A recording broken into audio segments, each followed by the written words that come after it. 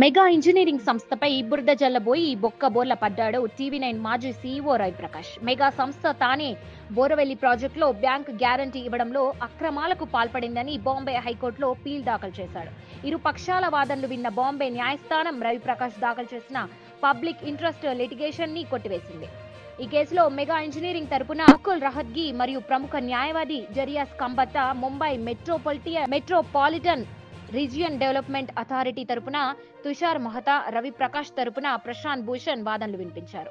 ఈ రోజు అంతిమ తీర్పుని బాంబే హైకోర్టు ప్రధాన న్యాయమూర్తి అలోక్ అరాదే గారు పిటిషనర్ రవిప్రకాష్ దాఖలు చేసిన ప్రజా ప్రయోజనార్థ కేసుని ఈ రోజు కొట్టేశారు. ఈ కేసులో భాగంగా మెగా ఇంజనీరింగ్ కూడా ఇంటీరియం అప్లికేషన్ కూడా దాఖలు చేస్తుంది. ఇందులో రవిప్రకాష్ వేసిన కేసును, అతనికి వ్యతిరేకంగా వచ్చిన కేసుల చిట్టా కూడా న్యాయస్థానం చర్చించింది. గత 10 రోజుల క్రితం జరిగిన కోర్టు వాదనలో ఎంఈఐఎల్ తరపున మాజీ అటార్నీ జనరల్ ముకుల్ రోహత్గి మరియు సీనియర్ న్యాయవాది జరియాస్ కంబట్టా వాదిస్తూ పిటిషనర్ రవిప్రకాష్ కొన్ని విషయాల్ని ఉద్దేశపూర్వకంగానే దాచేస్తూ కోర్టుని తప్పుదారి పట్టిస్తూ కోర్టు ధిక్కార చర్యలకి పాల్పడుతున్నాడని వాదించారు. అలాగే సోషల్ మీడియాలో బాంబే హైకోర్టు మరియు న్యాయమూర్తులపై అనుచిత వ్యాఖ్యలు చేశారని కోర్టుని రుజువులతో సహా సమర్పించారు.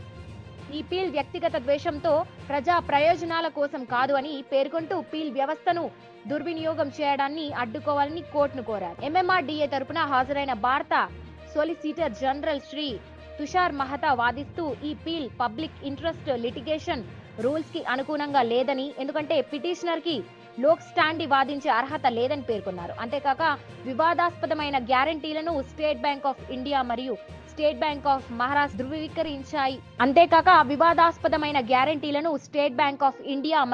Bank of Maharashtra ధృవీకరించాయి. కానీ పిటిషనర్ ఈ ముఖ్యమైన విషయాలను గోప్యంగా ఉంచారని తుషార్ మెహతా ప్రస్తావించారు.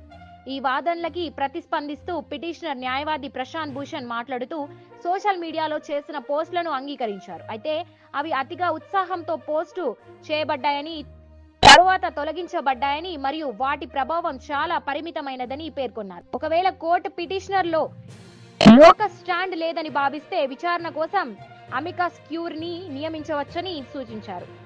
సమగ్ర వాదనలు ఉన్న తర్వాత చీఫ్ జస్టిస్ శ్రీ అలోక్ అరాదే మరియు జస్టిస్ శ్రీమతి భారతి డాంగ్రే నేతృత్వంలోని డివిజన్ బెంచ్ మెగా ఇంజనీరింగ్ ను అనుకూలంగా తీర్పు వెలువరించి రవిప్రకాష్ దాఖలు చేసిన పిటిషన్ కొట్టివేసింది.